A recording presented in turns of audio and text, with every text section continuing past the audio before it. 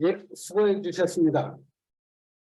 이 발제할 내용들은 다 완료가 됐고, 시간이 많이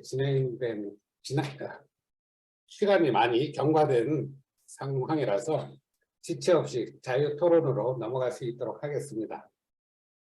지금까지 발제해 주신 내용들에 대해 생각하시는 바가 다른 의견이라든가 아니면 궁금한 사항이라든가 정확히 이해가 안 되시는 내용이라든가 그런 부분, 질의, 이견성 얘기 그런 거 모두 자유롭게 편하게 의견 제시하고 토론에 임해 주셨으면 좋겠습니다. 어느 누구든 지금 온라인으로 10명의 참가자가 들어와 계시고요. 이쪽 현장에서도 있는데 현장이나 아니면 온라인 모두 구분 없이 원하시는 동지께서는 먼저 입을 떼주시면 감사하겠습니다.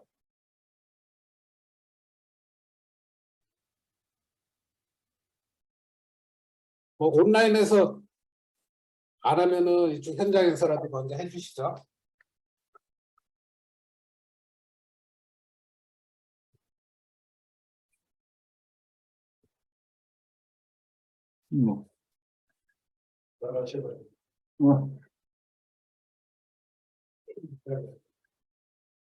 마이크 켜시고 말씀하시면 됩니다.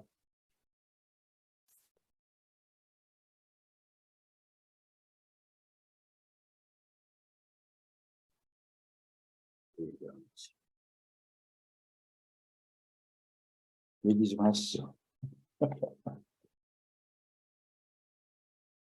제가 말씀드릴게요. 전은배 동지께서 세계 사회주의 공화국 연방으로 이렇게 말씀하셨는데 그 부분을 조금 더 자세히 지금 우리 당면한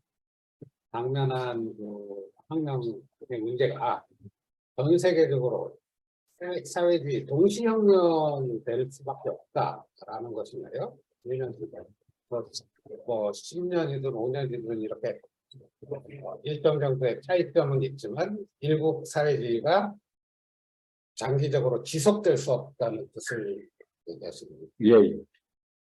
그러니까 이제 제가 이 글을 여기저기에 이런 내용을 발표하고 다니니까 몇몇 동지들이 전원배는 트로츠키주의자다 이런 말을 많이 듣고 있어요. 근데 이제 우리가 그런 주의자라는 이름을 붙이는 게 중요한 게 아니고 당대에 트로츠키 같은 경우에는 당대에 레닌, 스탈린, 트로츠키 모두 다 세계혁명 과정에서 러시아혁명을 얘기한 거지 그 누구도 세계혁명 필요 없어 러시아만 사회주의 혁명하면 돼 이런 사람 없었어요. 근데 그게 논쟁이 되고 현실의 문제가 된 거는 독일혁명이 패배를 귀결되고 나서 계속 세계혁명을 위해서 우리가 움직일 거냐 아니면은 물적 인적 자원이 제한되어 있는데 일국 사회주의라도 제대로 만들고 그 다음을 도모해야 되는가 이게 논쟁의 핵심이지 어느 사회주의자가 일국 혁명이 가능하다 그 당시에는 있을 수도 없는 이야기예요. 그거는 진짜 맥락 없는 거고 그래서 그런 거를 정확하게 해야 되고 그래서 트로츠키 주장과 저의 주장은 아무런 관련이 없고 모든 사회주의자는 일국 혁명 문제가 아닙니다. 세계혁명 문제인 거고 그런데 100년 전에 자본주의는 굉장히 듬성듬성했어요. 그리고 자기 공간에 대해서 여지가 있었고 그리고 러시아라는 나라 같은 경우는 하나의 대륙이잖아요. 그러니까 남한이라는 표현을 쓰면 안 되지. 한국의 그 면적이 전국적으로 22만 평방제곱킬로미터인데 한국이 9만 8천 약 10만이 안 돼요. 근데 러시아는 약 1,500만이고 땅만 큰 게 아니에요. 중국은 땅이 큰데 자원이 별로 없어요. 근데 러시아는 모든 자원이 다 있는 그래서 그나마 오래 견딘 거고 근데 이제는 그런 게 가능하지 않다. 그래서 그러면 며칠 동시에 일어난다는 얘기냐. 그건 바보 같은 얘기죠. 그런 일이 어디 있습니까?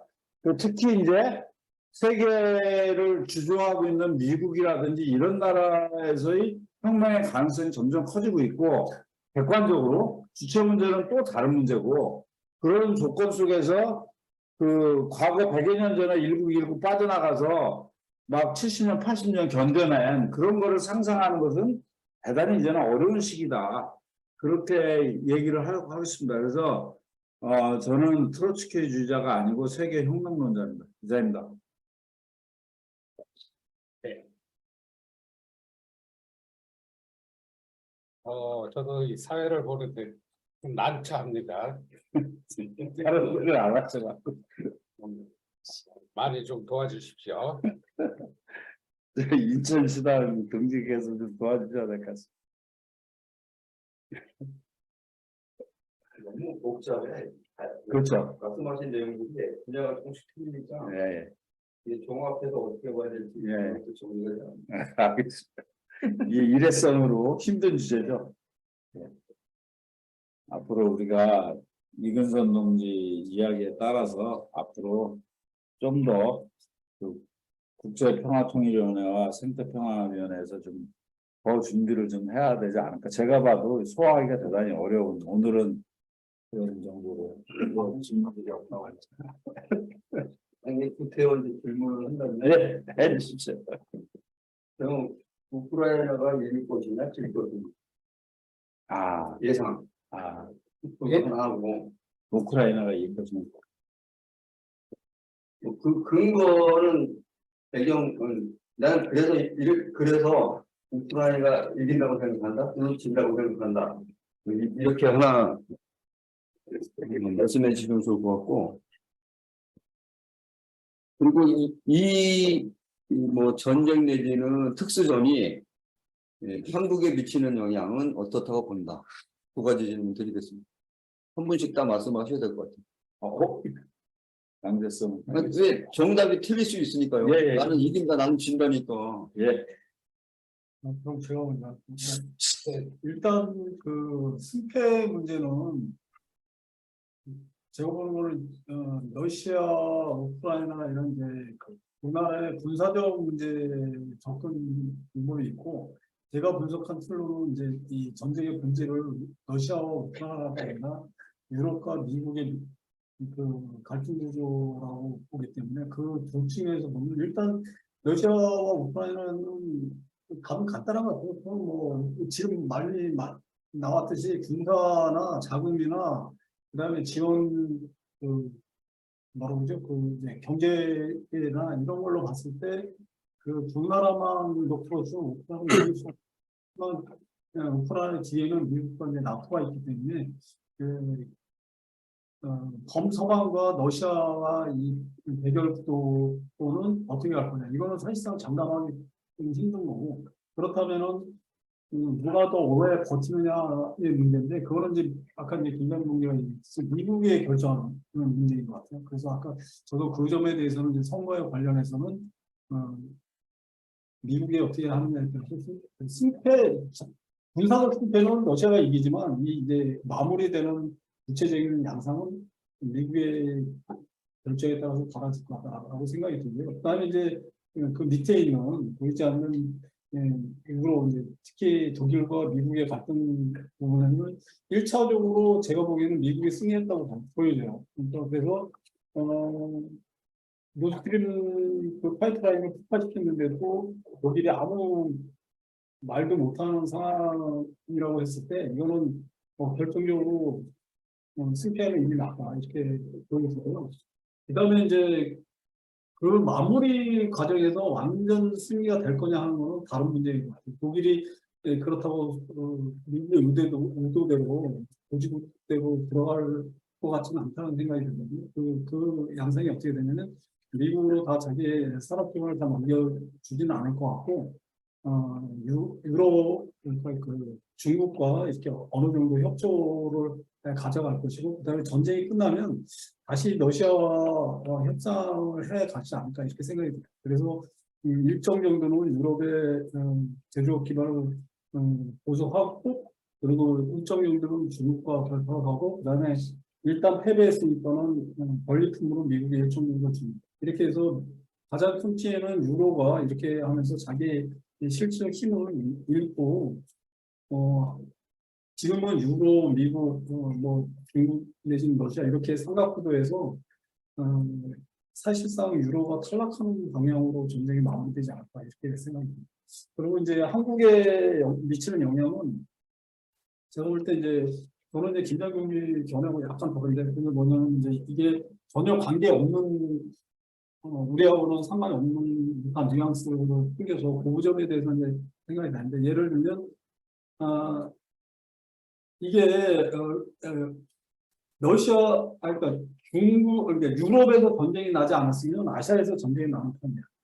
그러니까 2차 대전 끝나고 나서는 유럽과 아시아에서 동시에 전쟁이 났거든요. 그러니까 그리스 전쟁이 있었고 한국 전쟁이 있었고 중국 복흥이 끝난 다음에 미국은 그 정도의 그 국력이 있었죠 그 당시에. 근데 지금은 유럽의 전쟁을 치르든지 아시아에서 전쟁을 치르든 둘 중 하나 유럽에서 났기 때문에 아시아 안보가 전쟁의 위험성이 적어진 거고 따라서 한국이나 일본에 드는 그 하중은 그만큼 무거워지는 거죠. 그러니까 윤석열이 뭐 미친놈이라서 그렇게 하는 게 아니라 그 정도의 비중을 하중을 두는 거죠. 전쟁이 안 났으면 전쟁한 당사자의 정도의 압박을 미국은 하게 된다 이렇게 생각이 들고요.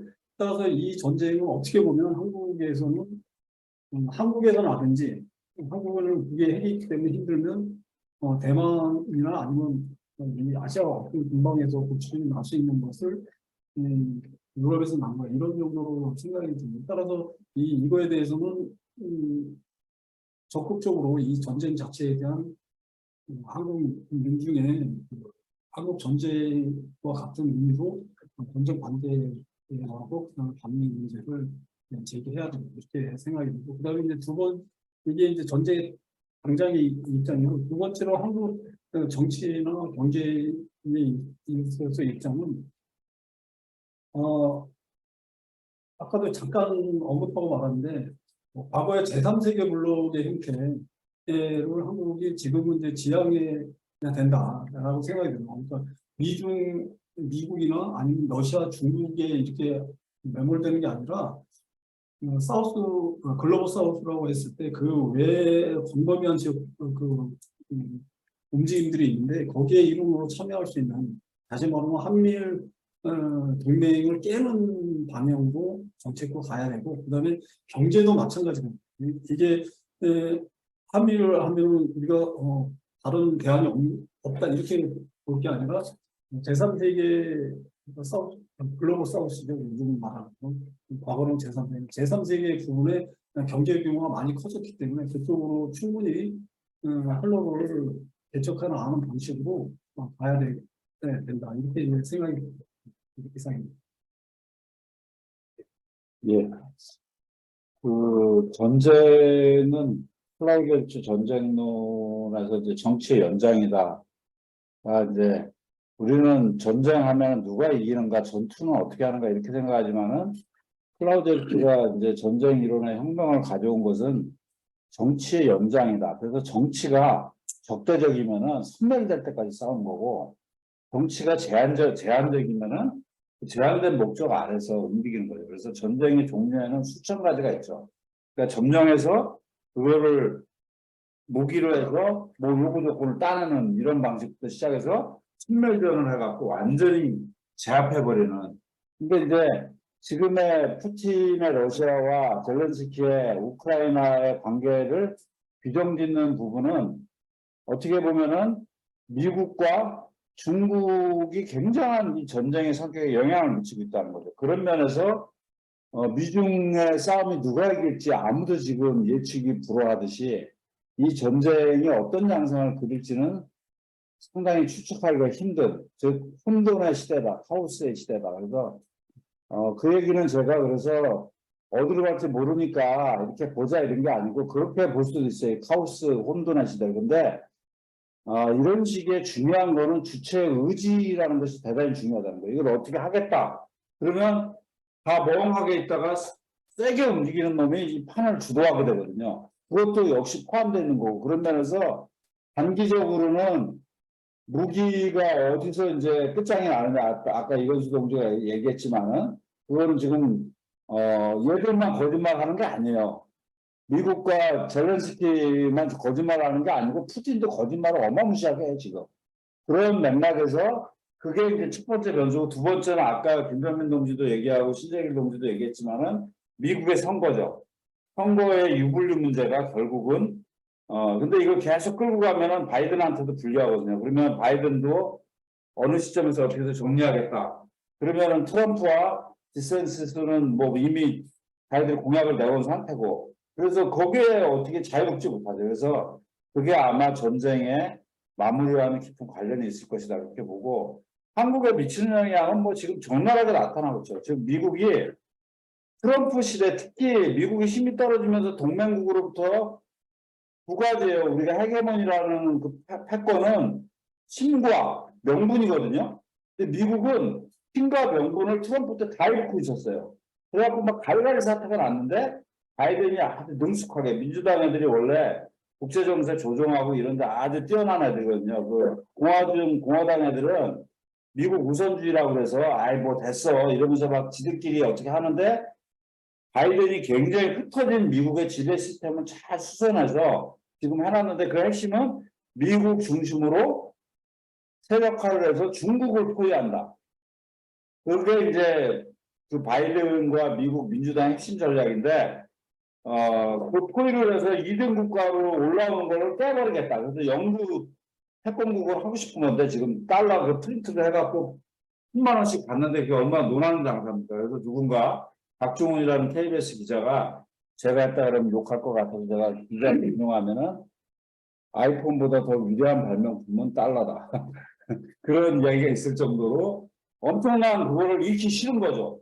그래서 결국은 아까 신재길 동지가 잘 얘기했지만 떨어져 나가던 유럽을 두들겨갖고 다시 잡아왔고, 그리고 엄청 털어먹고 있고, 석유 가스 팔아갖고, 그리고 이제 일본, 한국 이쪽을 줄 서기 들어오는데 지금 걸려든 거죠. 윤석열이가 문해와 윤석열이가 걸려 들어가고, 민주당 역시 어떻게 됐을 되게 궁금하긴 해요. 근데 어쨌든 간에 그래서 이제 굉장히 어떤 전쟁 위기라는 걸 고조시키면서 자기 집권을 독재적으로 강화하려고 하는 그런 추세 속에서 노동운동에 대한 무단적 탄압 이런 것들을 시도하고 있는데, 한강 우리 민주노총 지도부는 아주 지금 번개라도 현찬을 판에 내분의 고리인 정치세력화 문제를 건드려서 지금 노동운동의 단결과 투쟁을 막는 데 협력한 공헌을 하고 있죠. 그게 그 윤석열이 이 상황에 대한 대응과 그 속에서 그 명분으로 노동운동을 탄압하는데 거기에 맞서지 못하고 거꾸로 가고 있는 참담한 상황이 아닌가. 예, 그렇게 생각합니다. 이상입니다. 예, 말씀해 주셔서 감사합니다. 시간도 많이 네. 경과되었고요. 그래서 아, 예, 그러면 김석정 동지 발언 해주시면 감사하겠습니다. 약간의 의견인데요. 들리시죠? 예. 아마 승자는 없을 거고 패자들은 많이 나올 것 같아요. 그러니까 궁극적으로 뭐 땅을 어떻게 하고, 그러니까 지금 질문이 그런 식으로 프레임이 돼가지고 그런 것 같은데, 결국은 우크라이나는 뭐 어떻게 됐든 뭐 그걸 동쪽을 회복하든 말든 전화를 입었고 많은 국민들이 죽었잖아요. 뭐 그거 어떻게 됐든 간에 회복한다고 해서 승리가 아니겠죠? 그 다음에 러시아로서도 뭐 진짜 뭐 동부를 독립시켜서 중립지대화한 전략적 이익은 얻을 수 있었겠지만, 대신에 독일과 그 전반적으로 이제 그 갈등들을 만들어냈으니까. 그리고 그 김장민 동지 말씀하셨듯이 만약에 미국 같은 경우도 그러면 미국은 승리한 거냐? 트럼프가 들어와서 군사를 빼버리면, 자, 한국 국민들도 이제 의심하겠죠. 아, 미국은 자기네에 따라서 이익에 따라서 아무 데서나 전쟁에서 뺄 수도 있구나. 그러면은 미국 중심의 그 체제가 유지가 될까요? 그래서 이건 지금 현재 유동적이고 승패를 따질 문제는 아니고, 아마 아무도 승자 없이 우크라이나와 러시아의 군인들, 그 다음에 민간인들이 죽어나가는 그런 황당한 사태로 뭐 적당히 봉합돼서 휴전 상태로 갈 수도 있고, 하지만 그 그 전황 자체가 중요한 건 아니고 그것 때문에 벌어졌던 거에 대해서 우리가 어떤 식으로 대처를 해야 되고 그다음에 왜 평화가 중요한지를 그것도 능동적인 평화를 어떻게 만들지에 대해서 더 주의를 많이 기울이는 게 중요하지 않을까 그런 생각이 들었습니다. 예, 감사합니다. 예, 그 다른 동지들 추가 질의나 의견 제시 없으면 시간이 많이 경과된 상황이라서 마쳤으면 하는데 의견들이 어떠신가요? 예, 좋습니다. 맞습니다. 예. 예, 그러면 우리 현장 모이신 동지들께서 같이 힘차게 박수로 치면서 마칠 수 있도록 하겠습니다. 수고했습니다. 수고하셨습니다.